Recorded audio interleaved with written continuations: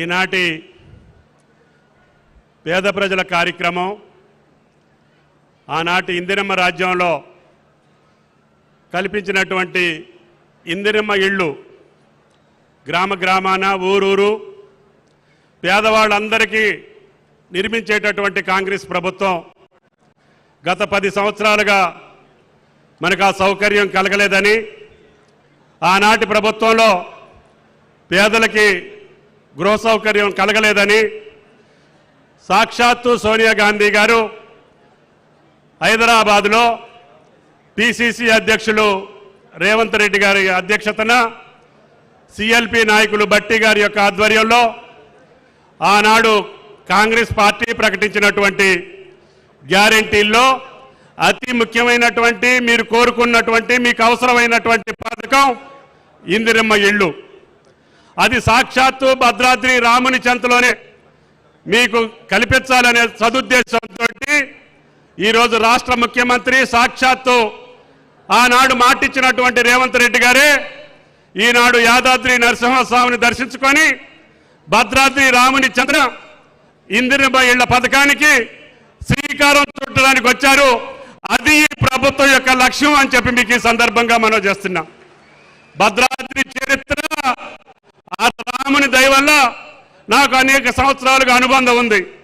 అన్ని మండలాల్లో అన్ని గ్రామాల్లో ఏదో ఒక కార్యక్రమాన్ని చేసేటటువంటి భాగ్యం ఆ శ్రీరామచంద్రుడు నా జీవితంలో కల్పించారు. తద్వారా ఈ భద్రాద్రి నియోజకవర్గంలో అన్ని మారుమూల ప్రాంతాలకి రహదారి సౌకర్యంతో పాటు విద్యా సౌకర్యంతో పాటు వైద్య సౌకర్యాలతో పాటు సాగునీటి సౌకర్యాల కోసం రూపకల్పన చేశాం. ఇంకా 1-2 పెండింగ్ లో ఉన్నాయి. ఇరిగేషన్ శాఖ మంత్రులు ఉత్తమ్ గారికి, ఆర్థిక శాఖ మంత్రులు భట్టి గారికి కూడా చెప్పడం జరిగింది. వాజేడు మండలంలో మోడిగుంట ప్రాజెక్టు అది పెండింగ్ లో ఉంది. రెండవది వెంకటాపురం మండలంలో పాలెంవాగు ప్రాజెక్టు పూర్తయింది. దానికి పూర్తిగా సామర్థ్యంలోకి తీసుకురావాలి. దొమ్మగూడెం మండలానికి ప్రగళ్లపల్లి ఎత్తిపోతల పథకానికి గౌరవ ముఖ్యమంత్రి గారి యొక్క సూచనలతోటి భవిష్యత్తులో దాన్ని కూడా సహకారం చేసుకోవాల్సినటువంటి అవసరం ఉంది.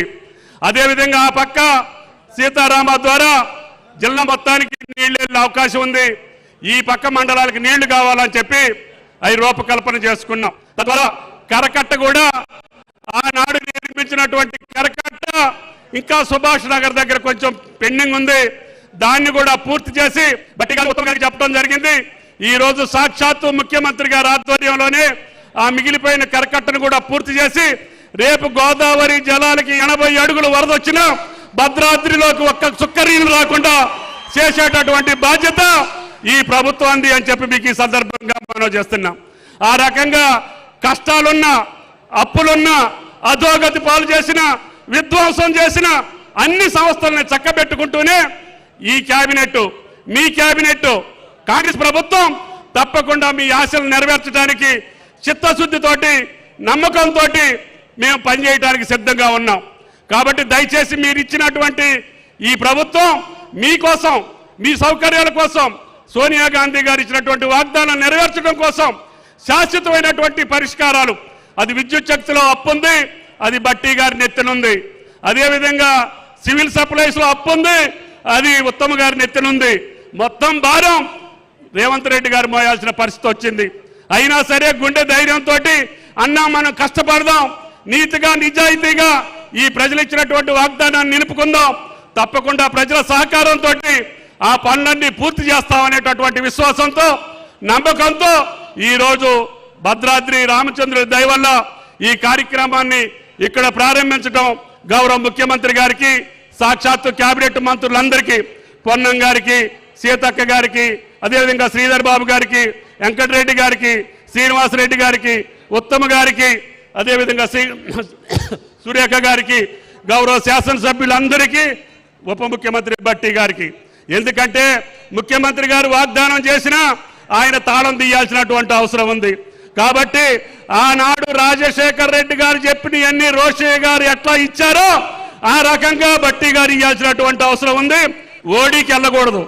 కాబట్టి దయచేసి క్రమశిక్షణతోటి ఆర్థిక పరమైనటువంటి నిబద్ధత పెట్టుకొని ప్రజల కోరికలు తీర్చడమే ఈ ప్రభుత్వం లక్ష్యం అని చెప్పి విజ్ఞప్తి చేస్తూ తప్పకుండా ఈ వాగ్దానాలు మీకు సాకారం చేసి మీ ముందు శభాష్ అనిపించుకుంటాం తప్ప అంతర్మాత్రిగా చీచి అనిపించుకోమని చెప్పి మీకు ఈ సందర్భంగా మనవి చేస్తూ, సమయం లేదు, తక్కువ ఉంది.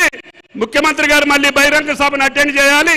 తర్వాత లైటింగ్ కంటే ముందే హైదరాబాద్ కాబట్టి మీరెవరు అపార్థం చేసుకోవద్దని చెప్పి విజ్ఞప్తి చేస్తూ మీ దగ్గర సెలవు తీసుకుంటున్నా. జై కాంగ్రెస్. ధన్యవాదాలు సార్. పేదల ఆశల హరివిల్లు ఇందిరమ్మ ఇల్లు